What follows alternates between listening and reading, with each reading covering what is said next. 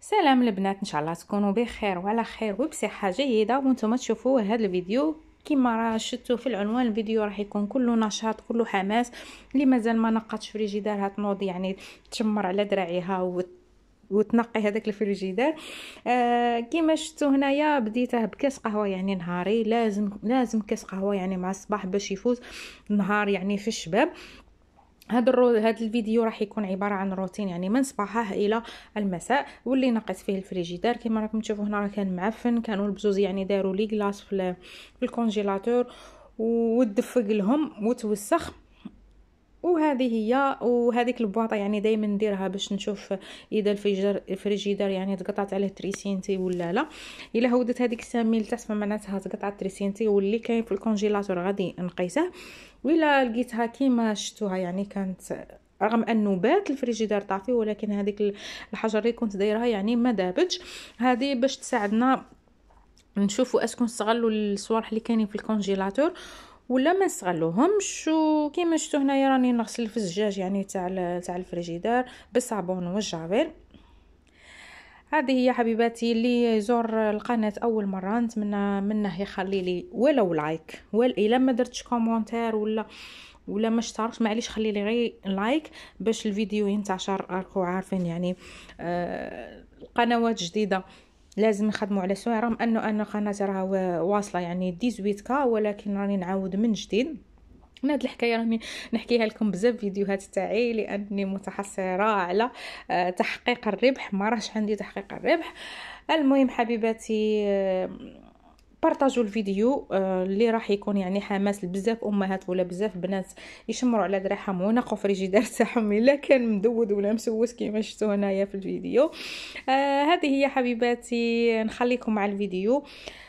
وفي اخر الفيديو راني مخليه لكم واحد الوصفه يعني بزوج حبات بيض، نتمنى تشاهدوها وتجربوها وتخلوا لي ارائكم في التعليق. وهنا حبيباتي راح نخدموا الروتين تاعنا مع بعض. وما راح نحكي لكم يعني حكايه من حكايات الفيسبوك. راكم تعرفوا الحكايات يعني اللي راهي تدور بزاف فيهم. هذه يعني اضراريات راح تحكي حكايه تاعها وراح نقولها لكم هنا في القناه. ونتمنى يعني تخلوا لها يعني اجوبه ولا نصائح في لي كومونتير. ونبداو على بركه الله. وتقول صاحبة القصة: أنا رجلي في الخدمة تسلطت به وحدة تخدم معه عندها 32 عام. هي صغيرة بين خواتاتها الخمسة، وصلت 32 عام وبلا زواج. قالت الدور لي على الراجل. كانوا بيناتهم رسائل خدمة ومن بعد ولا تعرض في راسها عليه، وهذا الشيء كامل في الميساجات. تقول صاحبة القصة: شفت الرسائل بعيني تعرض في راسها عليه تقول له: ديرني مرتك الثانية ولا بغى في الستر، ما تصرفني ما والو، راني خدامة نصرف على راسي ونخلص الكرا. بقات تحلل فيه وسهلت له في كلش باش يعاود يزوج بيه. ولكن الراجل ما رد عليها لا طيبة لا محروقة، ما طمحاش اصلا بالزواج، وقالها بلي ما غاديش نخرب داري ونفركت يعني ولادي على جالك انتي، لانه عارف اذا عاود زواج مرته الاولى راح تطلب الطلاق. تقول صاحبة القصة انه كي شافت هاد الميساجات هضرت مع الراجل وقالت له يعني راني شفت كلش ولازم هاد البنت بلوكيها في الفيسبوك. ودار بكلام مرته وبلوك السيدة يعني في الفيسبوك. ولكن الصدمة الكبرى اللي راح تسمعوها الآن وش هي انه هذيك المرأة اللي تخدم معاه راحت جات لعندهم للدار وحكات لها باللي صرا بينها وبين راجلها، ولازم تقبل باش تكون الزوجة الثانية للراجل، وانه ماسك عليها يعني تصاوير مخلين بالحياة، ولازم ما تحكيش باللي انها جات لعندهم للدار باش ما يفضحهاش ولا ينشر تصاويرها على الفيسبوك لانه كان حذرها من قبل. المهم دارت لها فيلم يعني لهذيك الزوجة الاولى. تقول صاحبة القصة انه الحمد لله كنت في الدار انا واختي وحكمنا هذيك البنت وعطيناها بالعصا، يعني اختي تشد وانا نضرب حتى توبتها حتى توبتها. وتقول لك يعني عاود هدتها انه لو كانت عاود تزيد تجي تزيد الدور لها بالراجل غادي تفضح يعني الرسائل اللي كانت تعرض راسها على الراجل وتكشفها يعني في الفيسبوك. وهذه حتى تبقى يعني عبرة لمن يعتبر. هذه هي قصة هذه المرأة. ان شاء الله القصة كانت عجبتكم وكانت خفيفة ظريفة عليكم. يعني القصة كانت قصيرة بزاف ولكن بالعبر فيها عبرة بزاف من الناس يعني اللي تبدلاو الرجال مزوجين ولا عزاب وتعرض ويعرضوا فراسهم عليهم. نتمنى الفيديو كان نفعكم ولو بالقليل. وفي الاخير راح نقول لكم شكرا على اهتمامكم وعلى وصولكم لهذه الدقائق. هنا حبيباتي كما راكم تشوفوا راني نطوي في هذيك اللي تجي الرول يعني فوق هذيك الحيه المدوره الكحله. هنايا يعني كانت معمره جافيل بعد ما نقيت كامل الفريجيدار بالصابون والجافيل والخل كذلك. انا دائما الفريجيدار في الاخير نعطيه مسحه بالخل اللي فيه البورسونتاج تاع الكحول يعني يكون عالي ماشي الخل تاع الماكله. وهذه هي النتيجه النهائيه. ما تبخلوش عليا بالاشتراك باللايك دعموا القناه بارطاجوا الفيديو مع احبابكم مع اصحابكم. راح يعطيهم يعني شوي ولو شويه حماس.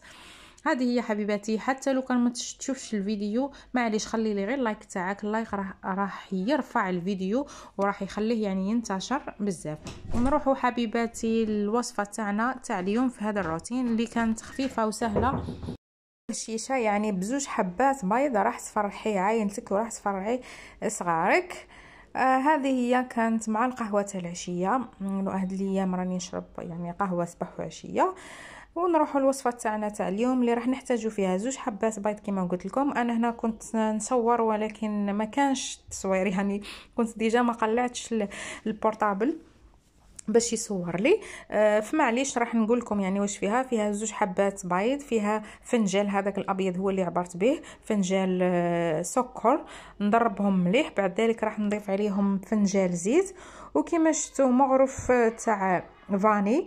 ونزيد الفرينه تدريجيا يعني ما راحش نفرقها ضربه واحده وكنت ندير غير بالمعروف يعني عينك ميزانك حتى تحصلي على عجينه طريه. نبقى نلم فيها هكا وما لازمش نيبسها باش تجيني يعني خفيفه. هاد الكاطو ما يجينيش يعني ثقيل. كما راكم تشوفوا هنا راني كي بداو يتلاصقوا يديا راح نبدا نزيد بالزيت يعني نتلمس في الزيت ونلم العجينه تاعي. هنا جبت البلا تاعي هاد صغيره. في الاول كنت حيره وين ندير في هذاك البلا ولا في هذا. ندهن البلا تاعي بالزيت وندردر عليه شويه فرينه ونحط العجين تاعي بعد ما خليته ريح واحد 5 دقائق يعني من 3 دقائق حتى ل5 دقائق. كما راكم تشوفوا العجينه راها طريه بزاف يعني ما يبستهاش. نحلها غير بايدي هنايا في هذا البلا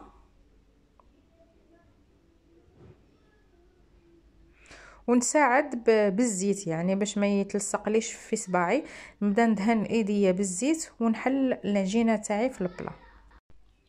وهنا بعد ما نحلها كامله راح نجيب غير كاساتاي ولا عندك رولو يعني يكون صغير اللي يدخل في هذا البلا تقدري تخدمي به. انا الرولو تاعي يعني طويل فدرت كاساتاي باش ما يبقاوش لي طراس تاع السباع في هذا البلا. ونسيت ما قلت لكمش يعني استعملت كذلك زوج خمارات باش الكاطو تاعي هذا يطلع. هنا كان عندي بلاطو تاع شيكولا فذوبته في حمام مائي ودهنته يعني من الفوق. ما كانش غادي يكفيني يعني في الجهه الاخرى الباقيه دهنتها بشويه كونفيتير. والتزيين راح يبقى اختياري.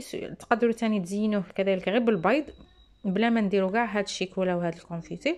وندردر عليه شويه كاوكاو مطحون باش يعطيه يعني شويه ذوق شويه لمسه خفيفه يعني شابه. ان شاء الله يعجبكم وتجربوا وتخلوا لي آراءكم اما في الصفحه او في هنا على اليوتيوب. نقطعه بالموس قطعته انا كروات يعني جا الديكور سهل وزوين حتى في التقديم كان زوين. نحي هذيك الحاشيه ونقطعهم كروات ونحطهم مع كاس قهوه ولا كاس اتاي صباح ولا في العشيه. المهم باش تتقهوى.